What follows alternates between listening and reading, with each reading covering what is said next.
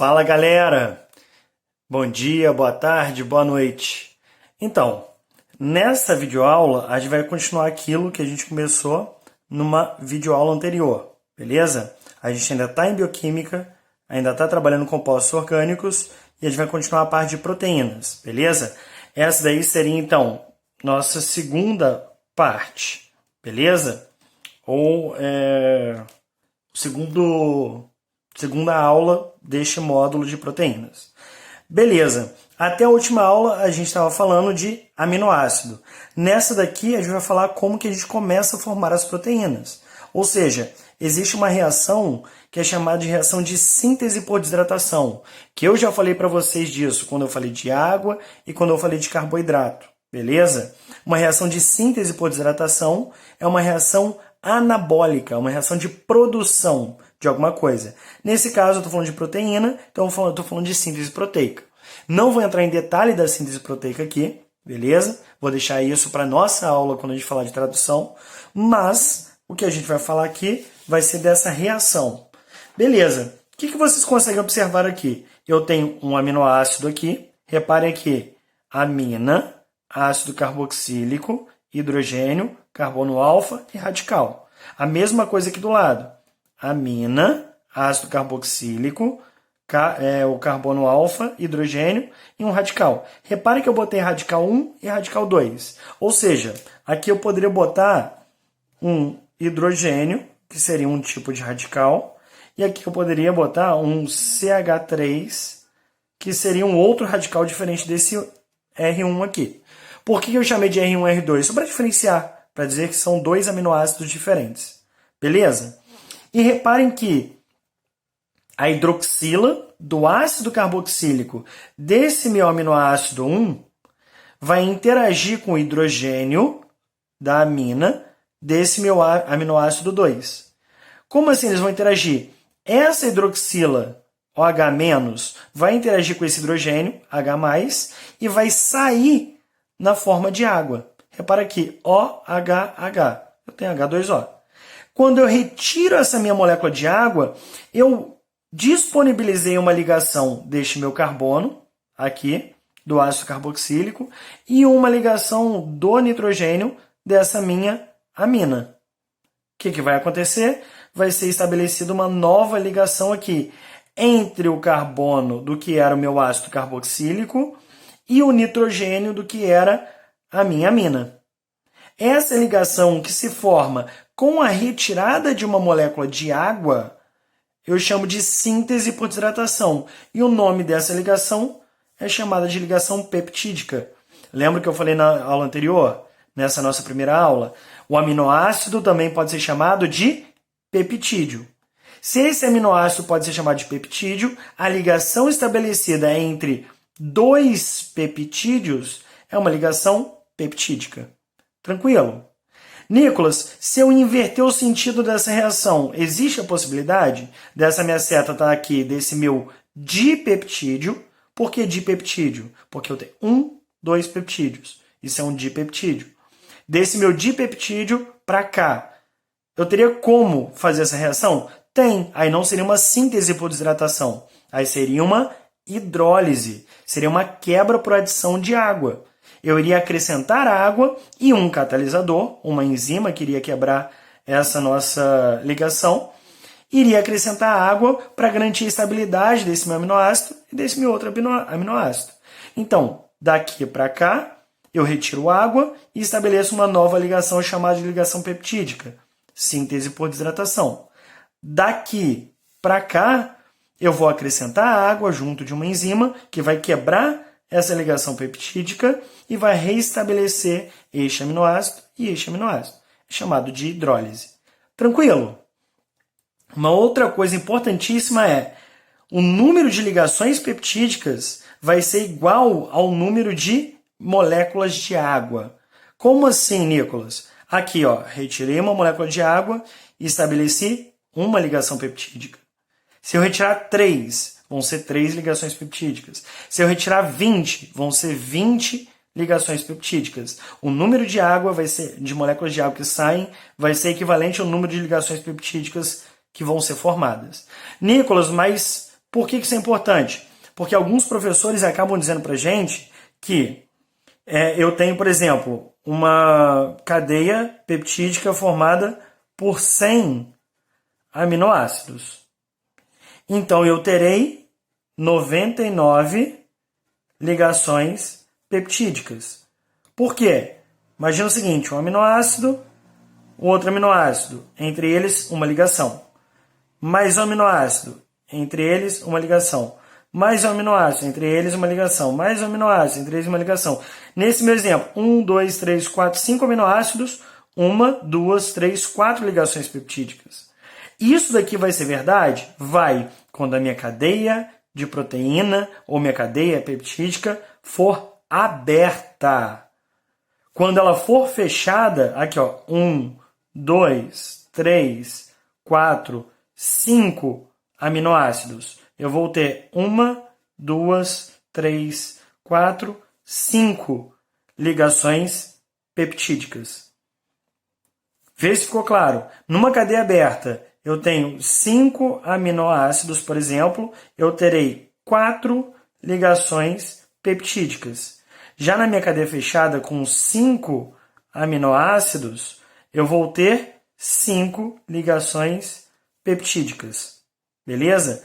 Por isso que eu gosto de dizer para vocês que o número de ligações peptídicas vai ser equivalente, vai ser igual ao número de moléculas de água que saem. Tá?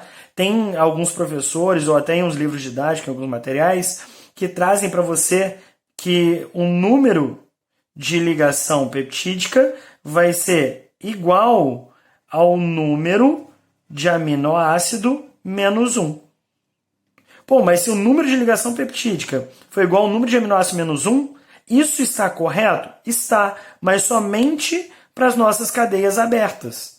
Tá? Porque em cadeias fechadas eu tenho uma ligação a mais a ser estabelecida. Então, em cadeias fechadas, o número de ligação peptídica vai ser igual ao número de aminoácidos. Então, ao invés de você ter que gravar isso e determinar se é cadeia aberta, cadeia fechada, o que for, é mais fácil vocês lembrarem que o número de ligações peptídicas formadas é equivalente ao número de moléculas de água que saem. Tranquilo, galera? Vamos dar prosseguimento, então. Quando eu falo de identidade proteica, como assim identidade proteica? Para que eu tenha duas ou mais proteínas iguais, ou seja, quando eu quero considerar proteínas iguais, por exemplo, eu tenho 2 hemoglobinas, eu tenho 10 hemoglobinas, eu tenho 1 milhão de hemoglobinas. Para que eu tenha todas essas proteínas e eu chame todas elas de hemoglobinas, elas têm que ter algumas características, tá? Elas têm que ser iguais em determinadas características, como por exemplo, em relação ao tipo de aminoácido, ou seja, eu tenho leucina, triptofano, metionina e, sei lá, ácido glutâmico. Então, para que todas essas minhas proteínas que eu estou considerando sejam iguais, todas elas devem ter os mesmos tipos de aminoácidos. Outra característica, todas elas devem ter a mesma quantidade de aminoácido, o mesmo número de aminoácido. Por exemplo, se eu tenho 560 aminoácidos numa cadeia de hemoglobina, uma proteína chamada de hemoglobina, eu tenho que ter uma outra proteína que também é hemoglobina, 560 aminoácidos. A mesma quantidade, o mesmo número. E, por último, mas não menos importante, esses aminoácidos têm que estar dispostos em uma mesma ordem. Como assim?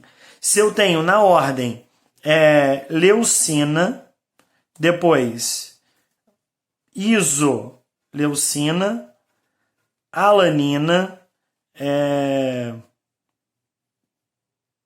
metionina. Se está nessa ordem, leu, iso, ala, met, e eu estiver falando que a proteína X é a mesma daquela outra proteína sendo analisada. Estou considerando 2 cadeias de hemoglobina, por exemplo. Isso aqui eu acabei de tirar da minha cabeça, tá? É hipotético.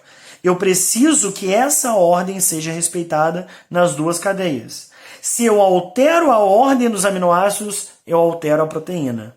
Ou, se eu altero o número de aminoácidos, eu altero a proteína. Ou, se eu altero um tipo de aminoácido, eu altero a proteína.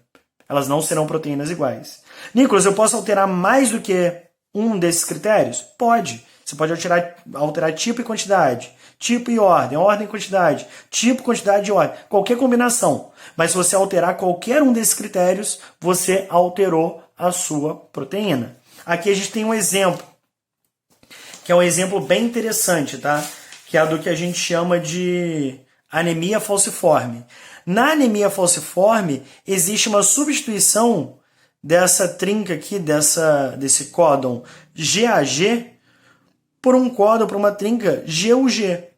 Beleza? Isso na cadeia da hemoglobina. Beleza? Lembra lá, eu tenho uma hemácia. Minha hemácia é formada por proteínas, tá? A principal proteína é a hemoglobina, tá? Na cadeia da hemoglobina, eu substituí a trinca, o códon GAG, que produziria para mim o ácido glutâmico, por um códon GUG, que produz para mim a valina. Quando ocorre essa substituição, eu troquei um tipo de aminoácido. Ou seja, a minha hemoglobina normal, que é chamada de HbA, vai ser substituída, vai ser alterada para uma forma que a gente chama de hemoglobina S, HbS. Beleza? Porque eu substituí um aminoácido que é chamado de ácido glutâmico ou glutamato por um aminoácido chamado de valina. Isso gera o quê? Alteração na forma da minha hemoglobina, perdão, da minha hemácia. A simples alteração de um tipo de aminoácido na minha cadeia da hemoglobina altera para mim toda a forma de uma célula, que é a hemácia. Naturalmente, essa nossa hemácia vai ter uma forma discoide, que é essa forma que a gente está vendo, e bicôncava. O que isso quer dizer? É como se fosse um babalu que você apertou no meinho dele. Então ele fica côncavo em cima, côncavo embaixo, e a lateral vai ficar mais larguinha, tá? É uma forma de disco bicôncavo, tá?